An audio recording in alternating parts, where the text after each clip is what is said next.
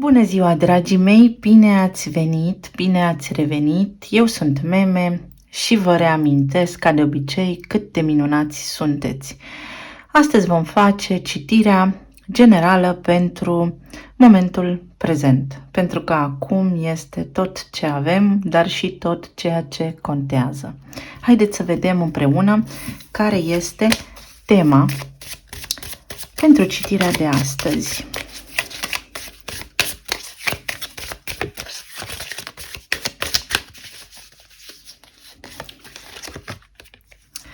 Acceptarea sinelui. Să vă acceptați.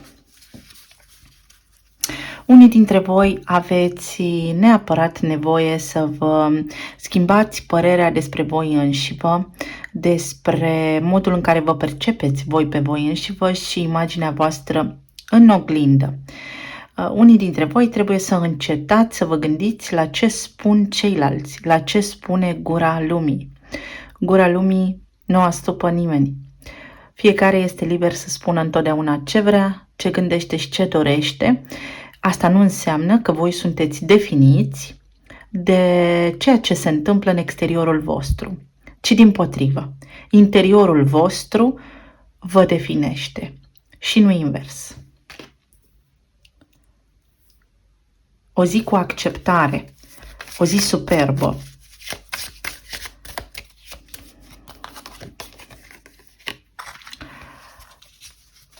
Pauză să reflectăm. Este o zi cu liniște, cu multă liniște, o zi în care efectiv trebuie să trageți obloanele, să închideți ușa și voi să fiți tot ceea ce contează. O zi în care trebuie să vă prețuiți și trebuie să reflectați un pic la frumusețea pe care o aveți deja în viața voastră. Pentru că văd aici că absolut toți aveți frumusețe în viața voastră, dar nu o vedeți. Mai văd aici pe cineva care este mulțumit de sine, mulțumit de modul în care lucrurile ar putea să capete un nou sens în viața sa.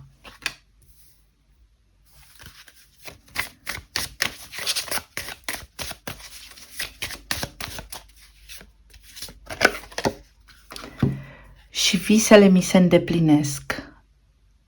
Visele mi se îndeplinesc atunci când știu cum să mi le pun.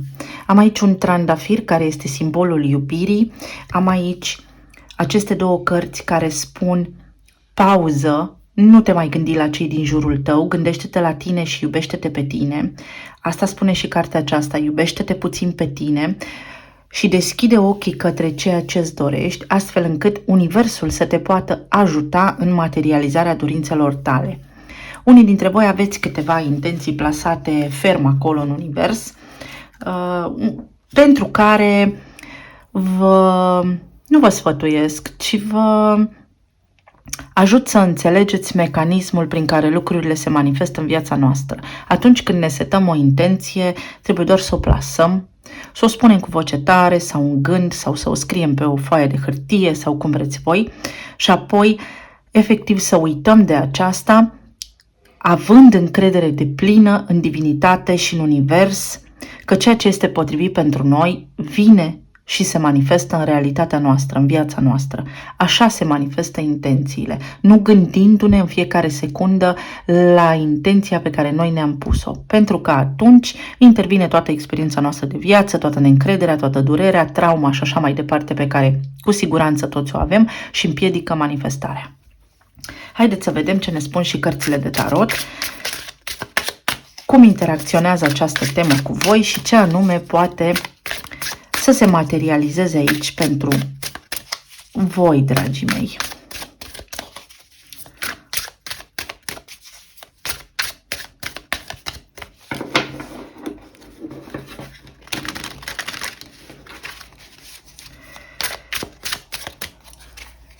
În relație, pe planul material și pe planul emoțional. Cred că, sau s-ar putea să am aici printre privitori pe cineva care este sportiv de performanță sau care este profesor de sport sau ceva de genul acesta, sau chiar profesor de dans sportiv. Aștept comentarii, chiar vă rog să-mi confirmați sau să îmi spuneți dacă auzul meu a fost bun. Iată, avem acest rege de monede foarte împlinit, foarte stăpân pe situație, foarte determinat să își ia viața în mâini. Avem acest 6 de spade care pleacă, da, către împlinirea sa supremă, către împlinirea sufletului supremă. Aveți aici foarte multe elemente din planul subtil, din eter, care vin și se manifestă către voi. Acesta este intenția voastră plasată în univers și încrederea că universul vă este alături și că poate să aducă în viața voastră ceea ce vă doriți. Iar aici, 6 de spade vorbește despre încredere, despre vindecare, despre faptul că eu știu că tot ce este bun pentru mine și potrivit pentru mine, clar, nu mă ocolește în viață, pentru că este al meu și este dreptul meu cuvenit din naștere. Și aici am 10 de cupe care îmi confirmă faptul că pot avea acces la absolut tot ceea ce îmi doresc, dar care să-mi fie și potrivit mie, pe aceeași undă, vibrație și emanație energetică cu mine. Aici, la capitolul relații, văd că puteți avea o interacțiune care să vindece relația voastră cu acest rege de monede.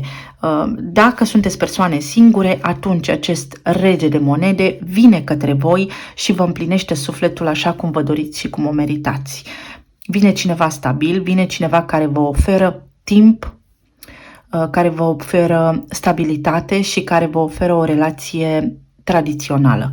Dacă sunteți într-o căsnicie deja, atunci partenerul vostru, în sfârșit, acceptă rolul egal cu voi, se implică în aceeași măsură și în egală măsură în viața voastră, atât intimă cât și personală, cât și cea de rutină, astfel încât amândoi să fiți împliniți și fericiți. Iar dacă vorbim aici despre cineva care a lăsat în urmă pe altcineva, că dacă sunteți separați, atunci, în urma unui drum sau cu prilejul unui drum pe care voi îl faceți, puteți să vă întâlniți cu această persoană. Dacă vorbim aici despre țări separate și așa mai departe, atunci, printr-o comunicare, vă eliberați de acest tip de compromis început undeva cu o cifră de 5, în pragul unei schimbări, în pragul unor lucruri care necesitau o schimbare sau în pragul unei relocări de locuință, de oraș, de țară și așa mai departe. Am o cifră 5 foarte puternică care a venit atunci, la momentul respectiv, cu neclaritate sau cu o lipsă a comunicării. Să vedem mai departe.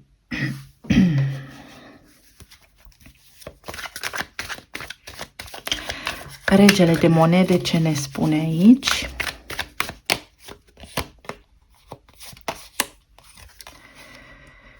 Că cineva a abandonat o luptă după un efort foarte mare, posibil voi să fiți cei care, în sfârșit, vă eliberați de această luptă, după ce ați depus foarte mult efort și după o suferință foarte mare.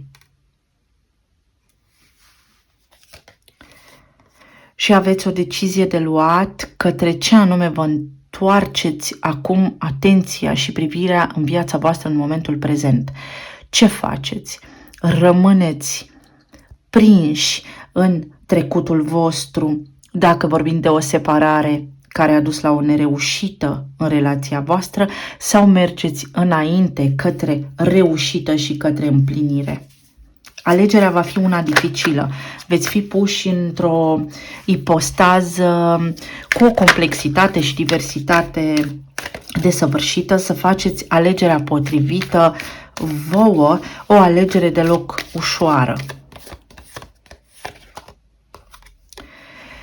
Și aici avem regele de cupe.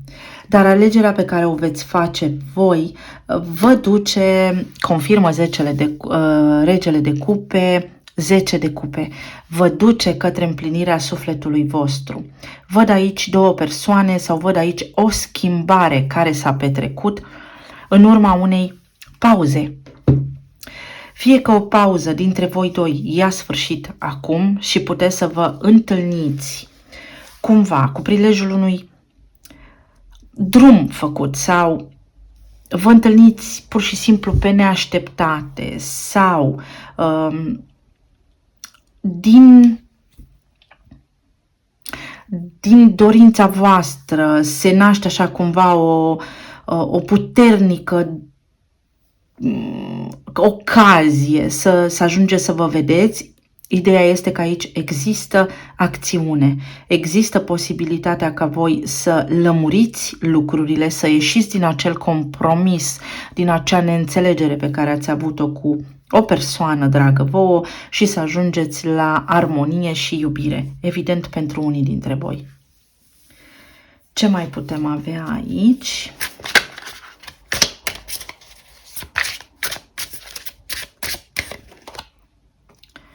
Nouă de cupe. Ceea ce vă doriți voi se va îndeplini. 9 de cupe confirmă aceeași carte cu dorințele mele se îndeplinesc. Și judecata.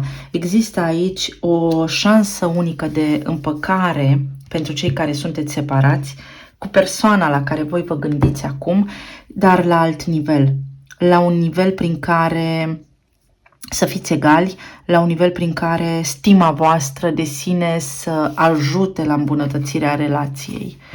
Pe planul material avem magicianul, avem 3 de spade și avem cartea temperanța sau cumpătarea.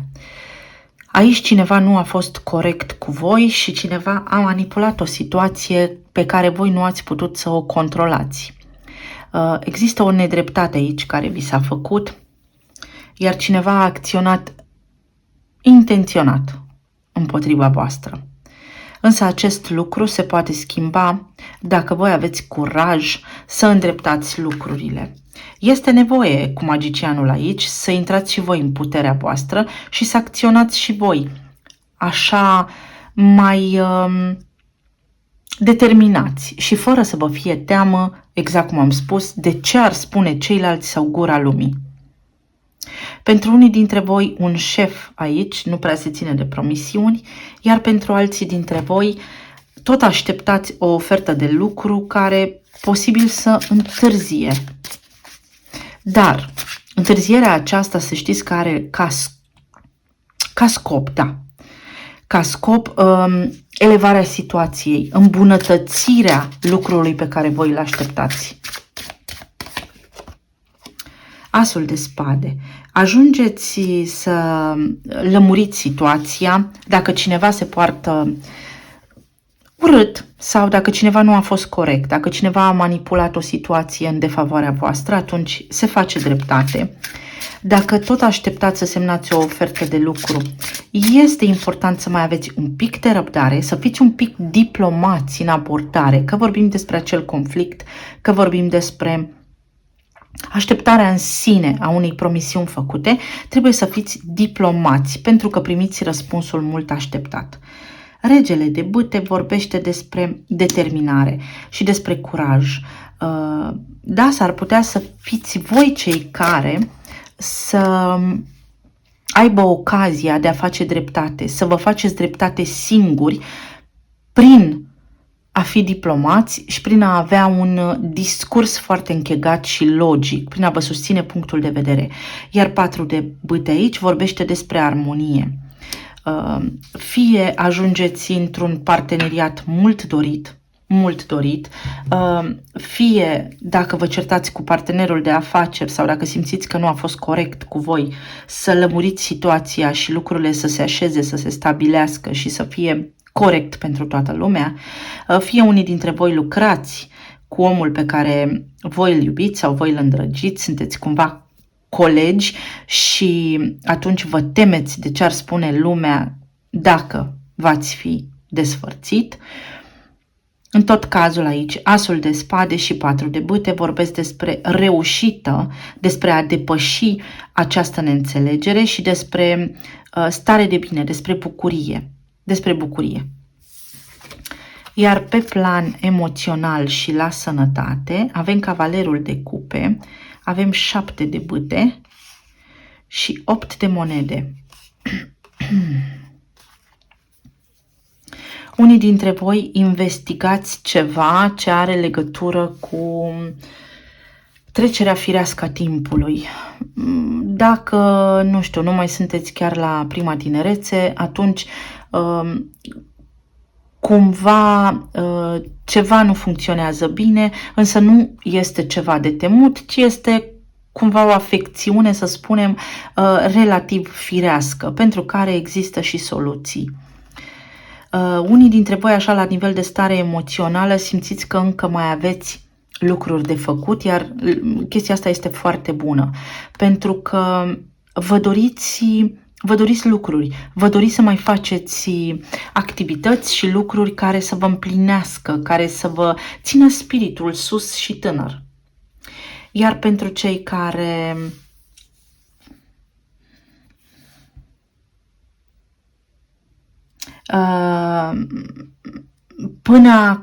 până acum ați fost puși în acea ipostază sau ați fost cumva influențați foarte tare de gura lumii, acum aveți ocazia să spuneți ce vă doriți și să fiți voi așa autentici cum vă place și cum vă doriți, fără să mai țineți cont nici în stânga, nici în dreapta de ce ar putea să spună X sau Y. Văd un oraș cu ieșire la mare, nu știu ce importanță are. Regina de cupe, avem aici o evoluție, regina de cupe ajunge la împlinire, ajunge la a fi înțeleaptă și la a fi înțeleasă. Fie că voi vă înțelegeți pe voi, fie că faceți aici pace și armistițiu cu o energie feminină pe care de mult o aveați așa cumva pe suflet. Pentru unii dintre voi, cred că relația cu această energie feminină va da bătăi de cap. Poate fi mama, sora, copilul, fata, o mătușă, o verișoară, etc. Faceți pace cu cineva de genul acesta și, din nou, cumpătarea. Este o zi în care diplomația voastră va da roade și modul în care veți interacționa și veți comunica voi cu toți ceilalți va crea efectiv în fața voastră, va da naștere în fața voastră unei ipoteci magice și pline de flori în care realmente absolut orice posibilitate devine realitate. Este o zi foarte bună și un deznodământ foarte bun. Uite, mai iau o carte aici. 7 de monede. Aici, la capitolul plan material, spune că este nevoie să aveți un pic de răbdare și să nu fiți impulsivi. În conflictul acesta sau aici unde aveți voi nevoie să vă centralizați, să vă centrați atenția, să nu fiți impulsivi. Iar aici, pe planul emoțional, 2 de cupe. O iubire ca în filme, dar este o iubire cu cineva din familie pentru unii dintre voi, să faceți pace cu cineva din familie cu care regretați amarnic că poate v-ați certat sau cu care relația până acum nu a funcționat așa cum v-ați dorit voi. Pentru unii dintre voi, această stare emoțională are negreșit de a face cu această întorsătură de situație de aici, unde modul vostru diplomat de a pune problema poate renaște interacțiunea dintre voi și persoana dragă vouă. Mai au o carte oracol aici la relație. O dragoste care nu este necesară. Cartea aceasta spune neîmpărtășită. Că voi ați avut de a face posibil unii dintre voi cu o dragoste neîmpărtășită în care fie au existat foarte multe lucruri care au intervenit aici și rutina sau gura lumii sau activitatea voastră, timpul limitat a biruit și acum aveți ocazia să opriți această frecvență și dragostea să vă fie din nou împărtășită, însă de această dată mai profund și mai mult. Și aici am să vindecăm problemele cu familia. Vedeți că simt ceva legat de familie aici, de cineva foarte drag vouă, posibil pe parte paternă, ceva moștenit pe linia și arborele genealogic de la tată, să vă fi încurcat în comportament. Dacă sunteți doamne, atunci, nu știu, să fi avut interacțiune cu vreun partener care nu și-a arătat dragostea sau nu a avut dragostea disponibilă și voi ați tot încercat să faceți lucruri de-a lungul timpului doar pentru a intra în grație, pentru că de fapt în copilărie voi doreați atenția părintelui și făceați fel și fel de sacrificii, sau dacă sunteți domni, atunci să învățați să vă deschideți sufletul, posibil din nou să fie avut un exemplu în familie, pe tata sau pe cineva pe linie paternă care a fost foarte dur, foarte închis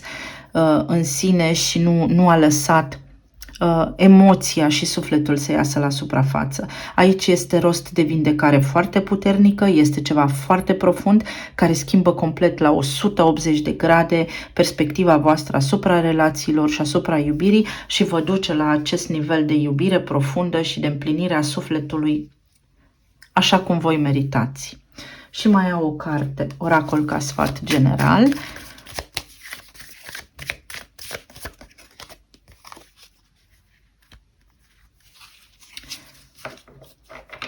Magia se întâmplă atunci când o aștepți, când ai încredere în ea.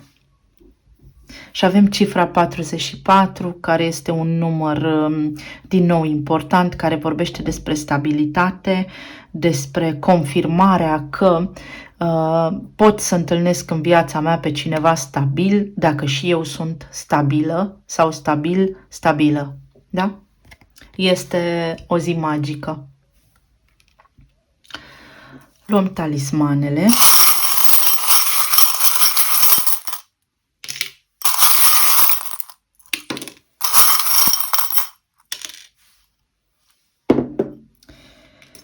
La relație avem cifra 4, după cum spuneam, stabilitatea, fluturele, care vorbește despre transformare și uitați aici cartea cum are fluturi, pentru că voi acum nu vedeți frumusețea din viața voastră și nu vedeți ceea ce urmează să vină și trebuie să acceptați situațiile și viața așa cum este și atunci când deschideți ochii, magia se petrece, da?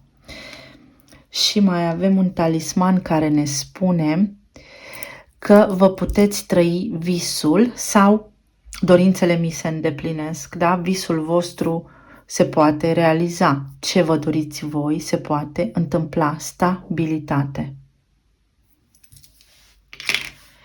Aici, pe plan material, avem un ceas, avem situația este fix așa cum este și cheia. Adică este timpul să acceptați din nou situația așa cum este, că vorbim despre un conflict, că vorbim despre, nu știu, o posibilă provocare la nivel financiar și așa mai departe, dar puteți să o schimbați. Puteți să schimbați, puteți să aduceți claritate în conflictul acesta, să vă faceți singur dreptate sau puteți să încheiați acest conflict prin acceptare.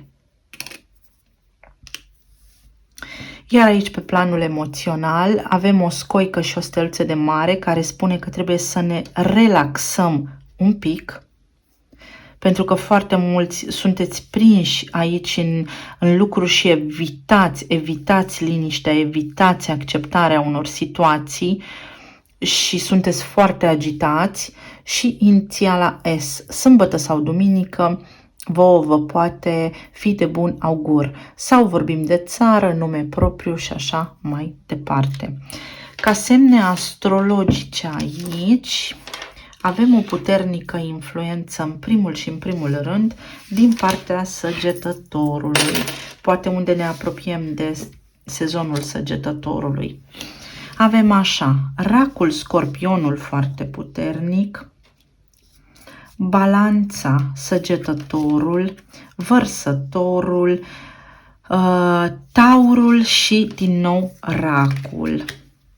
Pe planul material avem Fecioara, Leul, foarte puternic Leul aici, toate semnele de aer, pot fi oricare dintre ele.